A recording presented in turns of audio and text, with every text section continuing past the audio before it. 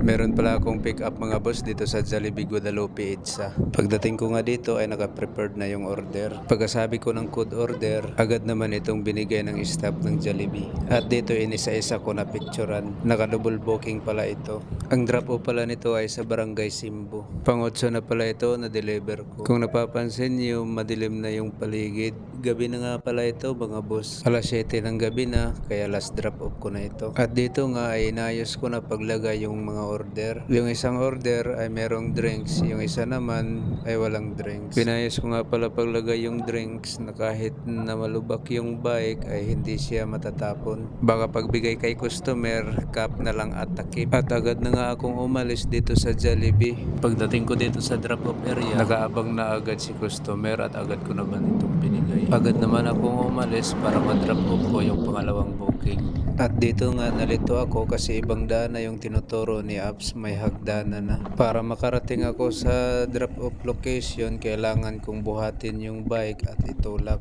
Pagdating dito sa dulo, makitid yung daan at saka madilim. Dahil ito ang tinuro ni Apps, wala na akong magagawa kung dito ay sundin. At nang malagpasan ko nga itong makitid na daan na ito, akala ko dito na magtatapos. May malawak na daanan pero sobrang tarik naman. At dito na area ay malapit na yung location ni customer. At ang kagandahan, nakaabang na si customer, hindi ko na pwede tawagan at agad ko naman itong binigay sa kanya at nag-thank you. Dahil last drop off ko na ito, ako uuwi na.